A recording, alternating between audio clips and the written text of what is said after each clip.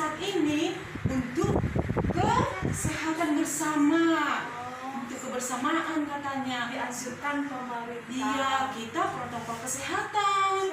Ya, dimanapun kita berada Kak Bibi, kita tetap jaga kesehatan. Ya, adik-adik di rumah, pada saat ini kita ibadah online loh. Kenapa? Supaya kita tetap semangat, tetap memuji Tuhan. Dimanapun kita berada ibadah, kita tidak mengurangi semangat kita. Ya Kak Bibi? Pastinya dong. Ya, saat ini kita adik-adik, kita harus beribadah kepada Tuhan. Kita masuk dalam hadirat Tuhan, kita menyembah Tuhan, kita memuliakan nama Tuhan. Adik-adik di rumah, semua kita berada dalam pujian dan penyembahan kita. Jangan ada yang tidur-tiduran, jangan ada yang sambil makan. Kita fokus memuji Tuhan. Yuk kita memuji Tuhan. Semua adik-adik, siapkan hatimu, tundukkan kepalamu. Hari ini kita masih dalam pencurahan Roh Kudus. Yuk kita terus minta sama Tuhan supaya Tuhan memberikan Roh-Nya yang hidup bagi setiap kita. Kita angkat pujian kita, Roh yang hidup.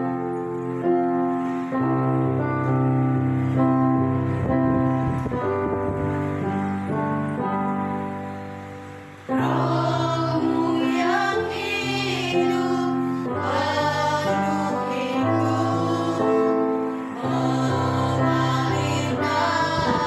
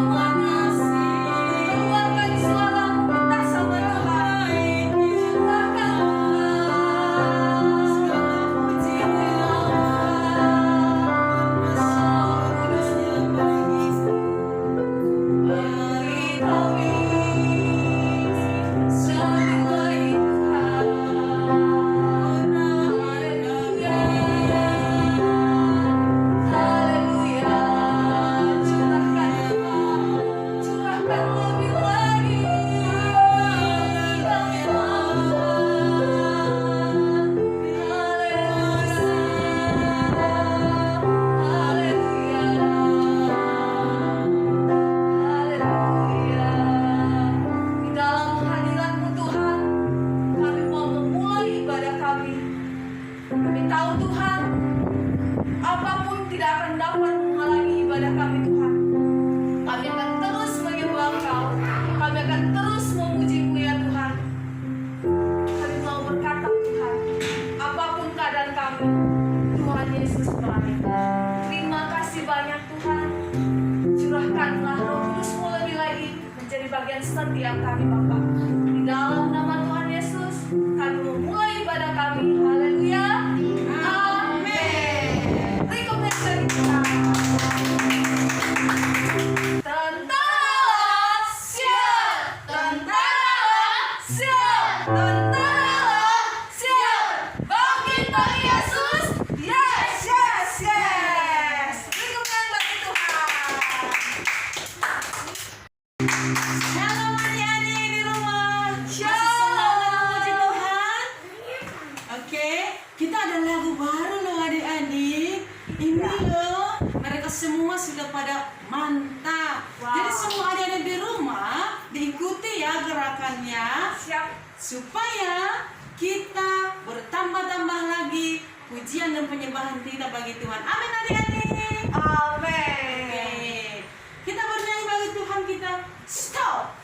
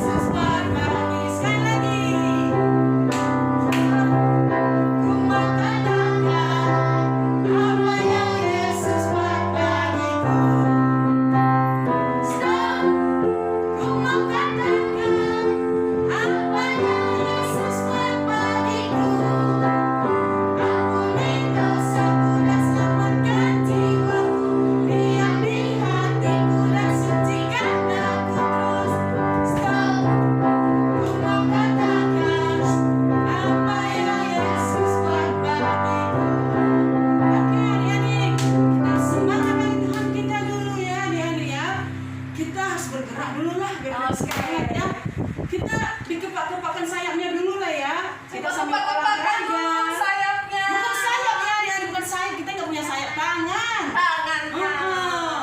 Kita sambil berolahraga, sambil memuji nama Tuhan ya adik-adik. Oke.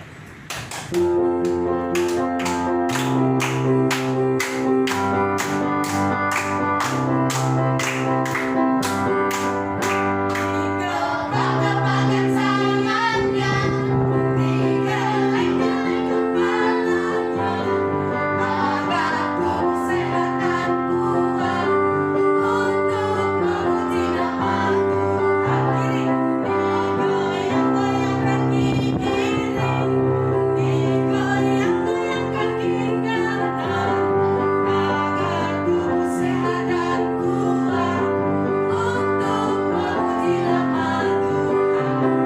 Goyang kiri, goyang kanan, putar ke kiri, putar ke kanan. Goyang kiri, goyang kanan, putar ke kiri, putar ke kanan. Sekali lagi.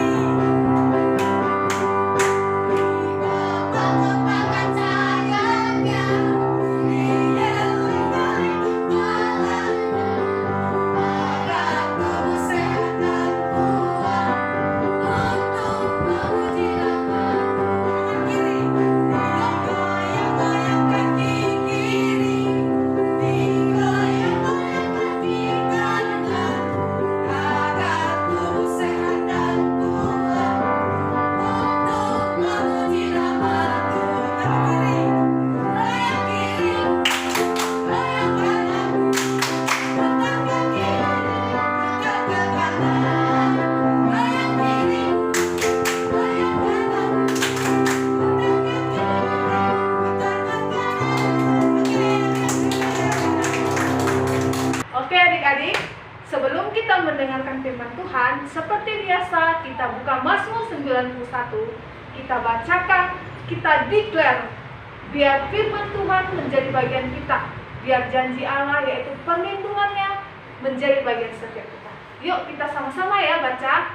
Semua sudah dapat Mazmur 91? Oke.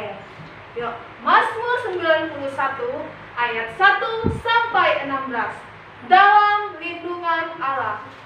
Orang yang duduk dalam lindungan yang maha tinggi dan yang bernaung dalam naungan yang maha kuasa akan berkata kepada Tuhan, tempat perlindunganku dan kubu pertahananku, Allahku yang kupercayai. Sungguh Dialah yang akan melepaskan engkau dari jerat penangkap burung, dari penyakit sambar yang menusuk. Dengan tepatnya Dia akan melindungi engkau, di bawah sayapnya engkau akan berlindung. Kesetiaannya ialah perisai dan pagar tembok. Engkau tak usah takut terhadap kedahsyatan malam, terhadap panah yang terbang di waktu siang, terhadap penyakit sampar yang berjalan di dalam gelap, terhadap penyakit menular yang mengamuk di waktu petang. Walau 1.000 orang rebah di sisimu dan 10.000 di sebelah kananmu, tetapi itu tidak akan menimpamu. Engkau hanya menontonnya dengan matamu sendiri dan melihat pembalasan terhadap orang-orang fasik. Sebab Tuhan Dialah tempat perlindunganmu, yang maha tinggi telah kau buat tempat perlindunganmu. Malapetaka tidak akan menimpamu, dan tulah tidak akan mendekat pada kemahmu.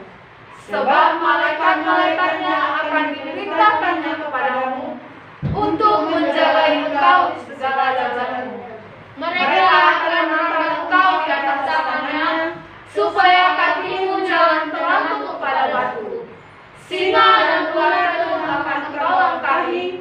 Engkau akan menginjak anak singa dan ular naga. Sungguh hatinya melekat padaku, maka aku akan meluputkannya. Aku akan membentenginya sebab ia mengenal namaku. Bila ia berseru kepadaku, aku akan menjawab. Aku akan menyertai dia dalam kesesakan. Aku akan meluputkannya dan memuliakannya. Dengan panjang umur akan kukenyangkan dia, dan akan kuperlihatkan kepadanya keselamatan daripadaku. Amin. Teman-teman, sekarang kita akan mengumpulkan persembahan. Sambil mengumpulkan persembahan, kita akan menyanyikan lagu Aku Diberkati.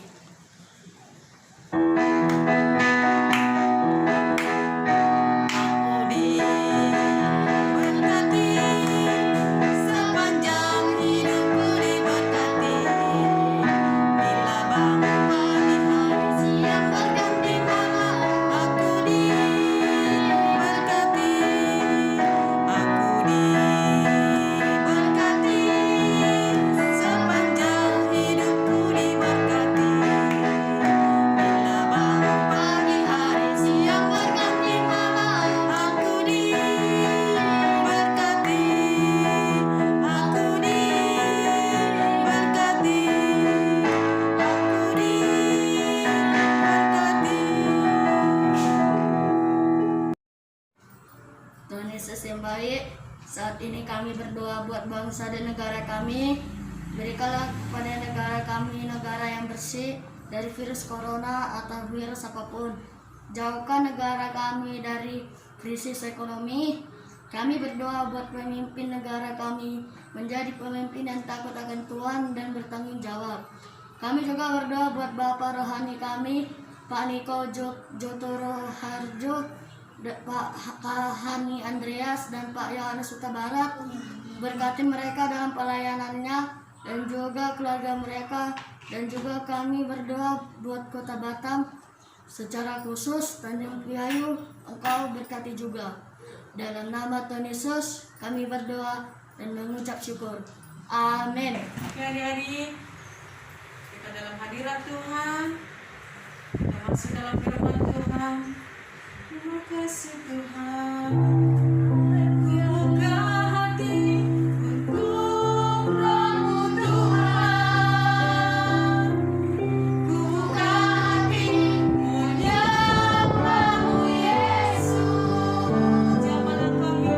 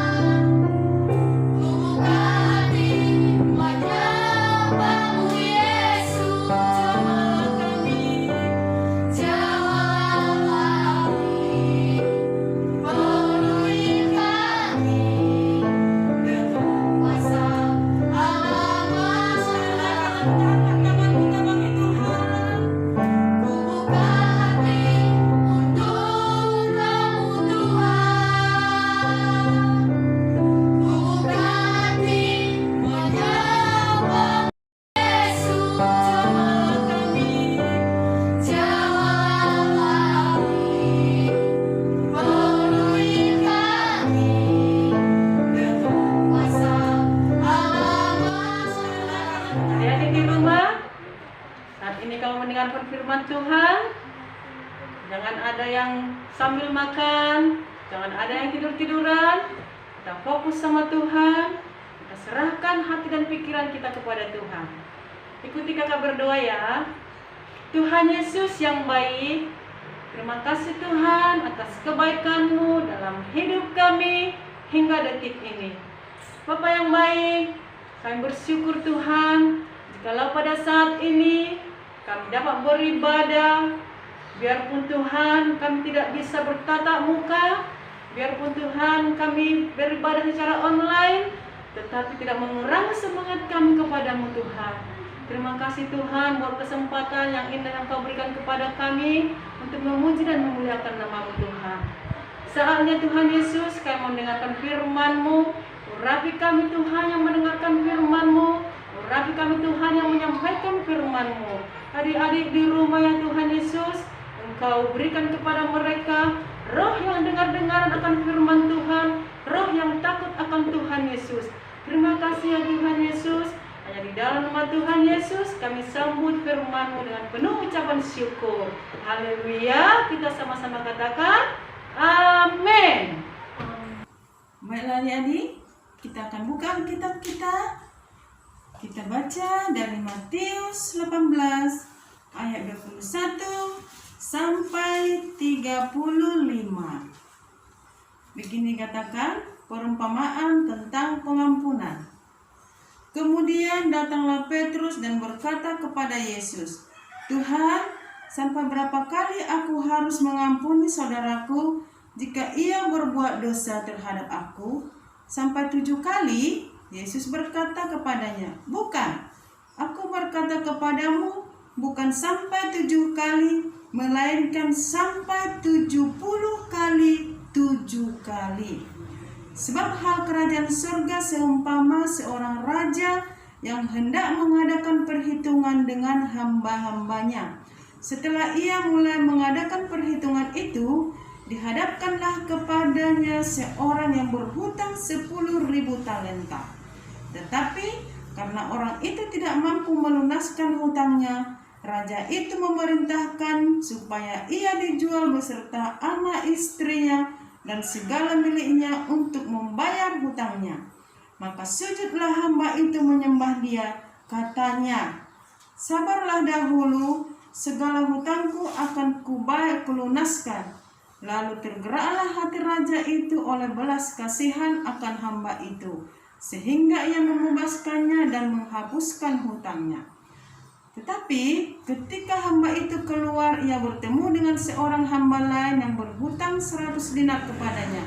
Ia menangkap dan mencekik kawannya itu, katanya, "Bayar hutangmu." Maka sujudlah hambanya itu dan memohon kepadanya, "Sabarlah dahulu, hutangku itu akan kulunaskan." Tetapi ia menolak dan menyerahkan kawannya itu ke dalam penjara sampai dilunaskannya hutangnya itu. Melihat itu, kawan-kawannya yang lain sangat sedih, lalu menyampaikan segala yang terjadi kepada tuan mereka. Raja itu menyuruh memanggil orang itu dan berkata kepadanya, "Hai hamba yang jahat, seluruh hutangmu telah kuhapuskan karena engkau memohonkannya kepadaku. Bukankah engkau pun harus mengasihani kawanmu seperti aku telah mengasihani engkau?" Maka marahlah tuan itu dan menyerahkannya kepada algojo-algojo sampai ia melunaskan seluruh hutangnya. Maka Bapakku yang di sorga akan berbuat demikian juga kepada kamu, apabila kamu masing-masing tidak mengampuni saudaramu dengan segenap hatimu. Di sini Yesus membuat perumpamaan tentang pengampunan. Di suatu istana ada seorang raja membuat perhitungan dengan hamba-hambanya. Dan ditemukanlah seorang hamba yang mempunyai hutang yang sangat besar. Waktu itu dikatakan 10.000 talenta. Dan sekarang itu bisa diprediksikan sekitar triliunan ya, jadi mahal, banyak ya. Dan raja ini memanggil hambanya ini dan berkata, "Sinilah hamba, bayarlah hutangmu. Dan karena hutangmu sudah sangat besar," katanya. Tetapi hamba ini berkata, "Ampun Tuanku Raja, aku tidak sanggup membayarnya karena sudah sangat besar hutangku," katanya. Tetapi raja ini berkata dan memanggil para algojonya atau pengawal-pengawalnya. Dan dia berkata, "Juallah istrinya dan anaknya dan semua isi rumahnya dan hamba ini, jual ajalah untuk membayar hutangnya," katanya. Tetapi hamba ini berkata, "Ampun Tuanku Raja, ampunilah aku, kasihanilah aku tidak bisa membayarnya. Nanti kalau aku sudah punya uang, aku akan membayarnya," katanya. Dan dia memohon ke kaki raja ini, dan sampai ampun dia minta ampun. Tetapi hati raja ini berkata, "Baiklah kalau begitu, aku akan mengampunimu. Kalau begitu, lunaslah hutangmu, pergilah," katanya. Dengan hati yang senang dan penuh sukacita, hamba ini pergi keluar dan dia pergi keluar dengan hati yang senang. Kalau kita dilunasi hutang-hutang kita, senang kan adik-adik? Nah, senang. Jadi begitulah dengan hamba ini yang punya utang besar itu, dia pergi keluar. Tetapi adik-adik, dia bertemu dengan hamba yang lain atau temannya yang punya utang cuma 100 dinar. Setelah dia bertemu, dia dengan marahnya berkata kepada kawannya ini, "Hei kawan, sini, bayar hutangmu. Kalau enggak, kau akan kupenjarakan," katanya. Tetapi kawannya ini berkata, "Ampun kawan, aku tidak bisa membayarnya. Nanti kalau aku punya uang, aku akan bayarnya," katanya. Tetapi hamba yang penuh banyak utang tadi itu berkata, "Oh tidak, sekarang kau harus bayar. Kalau tidak, kau akan kuseret ke penjara." Akhirnya hamba yang cuman utang sedikit tadi yang 100 dinar itu diseretnya ke penjara dan dipenjarakan. Tetapi adik-adik, ada kawannya yang melihat, hamba-hamba yang melihat, dengan geram mereka berkata, "Ayo kita adukan dia ke raja, biar dia dipenjarakan," katanya. Dan mereka berlari-lari ke hadapan raja. "Tuanku Raja, yang tadi hamba yang banyak hutangnya itu, dia sangat kejam. Karena dia punya kawannya yang punya hutang, padahal cuma sedikit loh. Dia dipenjarakan Tuhan," katanya. Terus rajanya ini geram. Dan dia memanggil hambanya yang penuh utang tadi itu. Dia berkata, "Hei hamba yang jahat, sini kau akan kupenjarakan," katanya. Akhirnya adik-adik, dia diseret ke penjara. Kenapa adik-adik? Karena dia tidak bisa dan tidak mau mengampuni temannya tadi. Padahal adik-adik, dia banyak hutangnya, lebih banyak hutangnya daripada kawannya tadi. Padahal raja ini sudah mengampuni dia, tetapi dia tidak mengampuni kawannya, tidak mau makan kawannya. Akhirnya raja marah.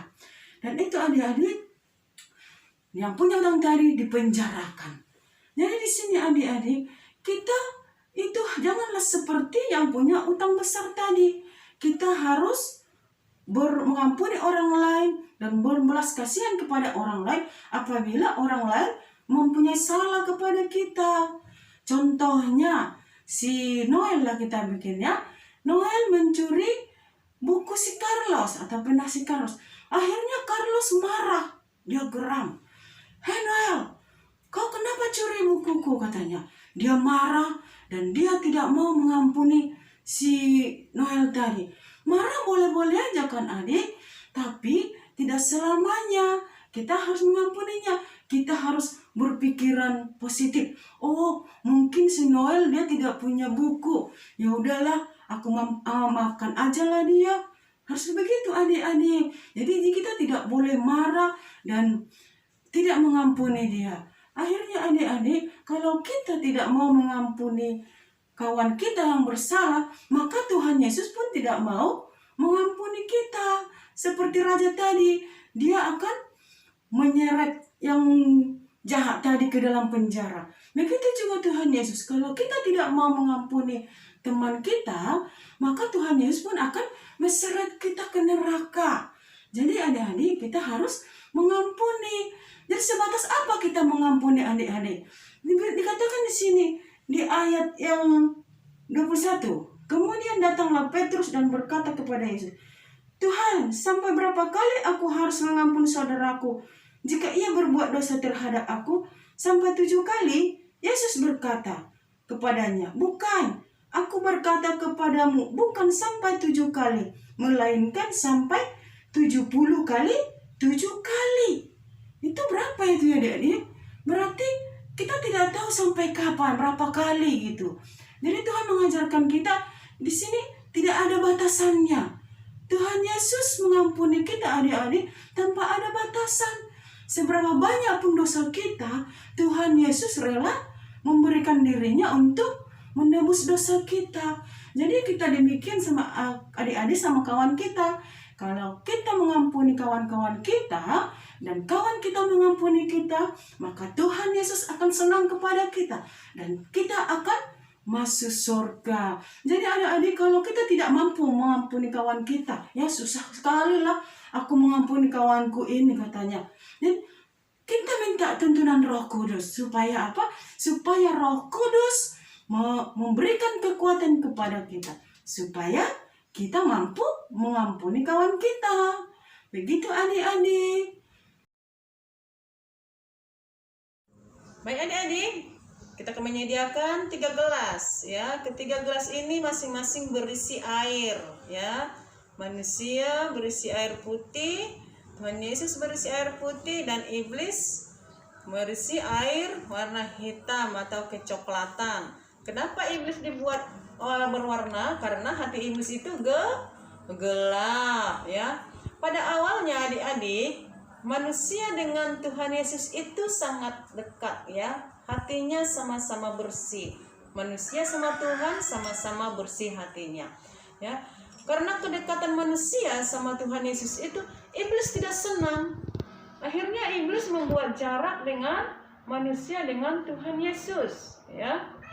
Manusia ini berbuat dosa ya. Contohnya si Brandon lah kita buat ya.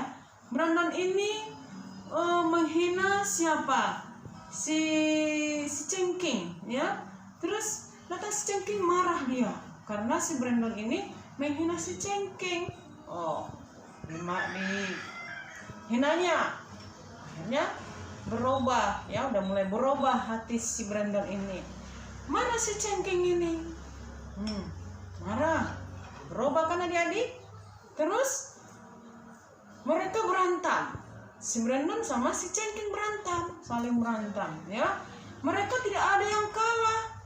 Datangnya iblis ini, ayo berantem kalian. Dan mulai berubah kan adik-adik? Mereka saling mencaci, memaki. Terus mereka tidak ada yang mengalah satupun. Akhirnya mereka tidak ada yang mengalah dan akhirnya saling berantem. Si Cengking sama si Brandon ini berdosa dan tidak mau mengampuni semua kesalahannya. Ayo, tinju dia, kata iblis sama si Brandon. Ditinju si cengking. Datang si cengking, ditinju lagi. Berantem mereka. Akhirnya hati mereka sudah hampir sama dengan iblis. Nih adik-adik, udah sama kan?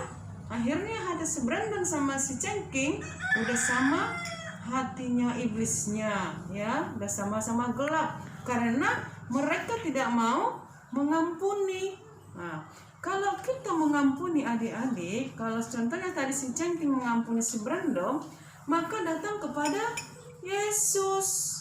Datang kepada Yesus, ampuni si cengking tadi, ya. Kalau kita tidak sanggup mengampuni, mari berdoa kepada Tuhan, minta tuntunan Roh Kudus supaya Roh Kudus mengampuni dosa kita. Datanglah kita kepada Tuhan Yesus, minta ampun, ya. Minta ampun ya Tuhan Yesus, ampuni aku karena aku sudah berantem sama si cengking. Ampuni aku Tuhan Yesus, kata si cengking, karena aku tadi sudah berantem sama si Brandon. Kita harus saling mengampuni, datang kepada Yesus. Kalau kita datang kepada Yesus, maka Tuhan Yesus akan mengampuni kita. Oh, karena adik, semakin kita datang kepada Tuhan Yesus, semakin kita diampuni. Akhirnya kita akan sama Tuhan Yesus, sama-sama putih kan adik-adik. Oke adik-adik, mari kita saling mengampuni supaya Tuhan Yesus mengampuni dosa kita. Oke adik-adik.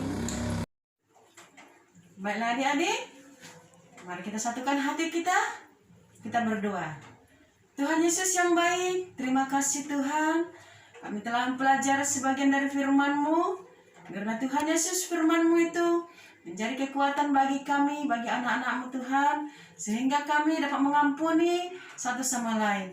Terima kasih Bapa, terpujilah nama-Mu. Mari kita sama-sama berdoa sesuai yang diajarkan Tuhan Yesus kepada kita.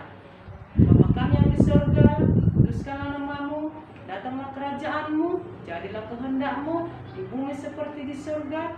Berikanlah kami pada hari ini makanan kami yang secukupnya, dan ampunilah kami kesalahan kami, seperti kami juga mengampuni orang yang bersalah kepada kami.